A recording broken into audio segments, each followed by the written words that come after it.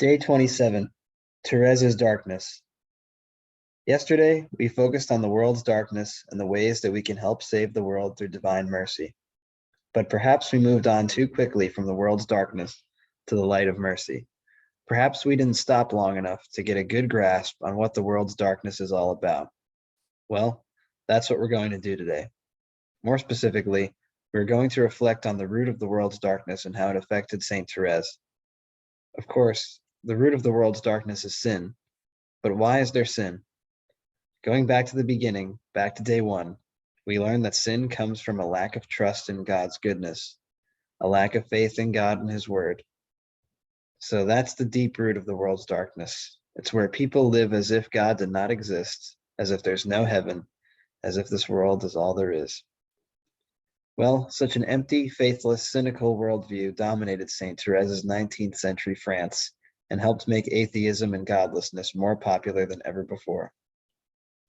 Yet despite the fact that Saint Therese lived behind the protective walls of a convent, God decided not to shield her from the dark and terrible sadness of the modern world. Still, in His loving mercy, the Lord waited until she was ready. He waited until after she had discovered her little way and had offered herself to merciful love. In other words, He waited until her foundation on divine mercy was rock solid. Therese herself explains God's goodness in waiting. Quote, "Never have I felt before this, how sweet and merciful the Lord really is. For He did not send me this trial until the moment I was capable of bearing it.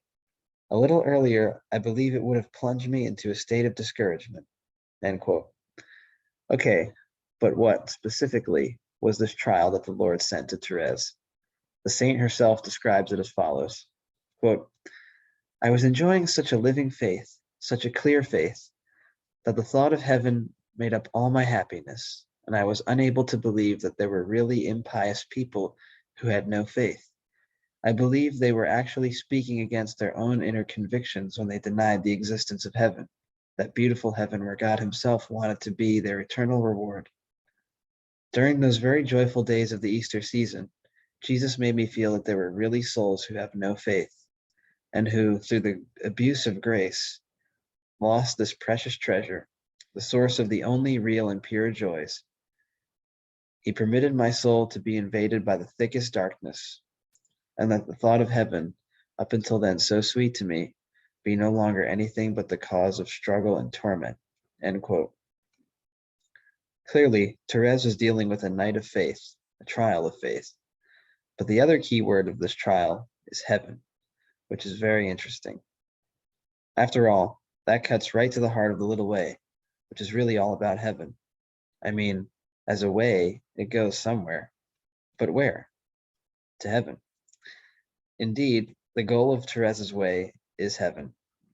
Now, as we've learned, the threefold means to that goal involve trusting, trying, and recognizing. Recognizing what? Recognizing the darkness that comes from being little, helpless, and weak. So, up to the time of her trial of faith, which she describes above, the darkness of Therese's little way was really about recognizing her helplessness and feeling incapable of the work of holiness. But that darkness eventually became Therese's joy, because she firmly believed and trusted that God would come down and raise her to the heights of heaven. After all, that's what mercy does. It goes to the lowest place and raises up. But with Therese's trial of faith, the challenge of trusting became not just about her own darkness, but about a deeper darkness that attacked the very goal of her faith, hope, and love. I mean, it was no longer just about trusting in God's promise that He would raise her to the heights. Rather, it had to do with simply trusting that there is a heights, that there is a God, that there is a heaven. It was about trusting amid the darkness of not seeing the goal, not desiring the goal, and not feeling the slightest bit of joy at the thought of the goal. Because Therese still trusted God, even in the face of this trial of double darkness, the darkness of her own helplessness and the darkness of temptations against God and heaven, she truly deserves the blessing given to Abraham and Mary. Indeed, she is blessed because she believed in God's promise of mercy that He would raise her to the heights of holiness, even though she was helpless and even though it seemed to her that there was no God and no heaven. She truly hoped against hope, and she kept on going, trusting and believing until the very end, as we'll see tomorrow. Today's prayer. Come, Holy Spirit, fire of mercy. Help me to trust even amid the double darkness of my weakness and temptations against God and heaven.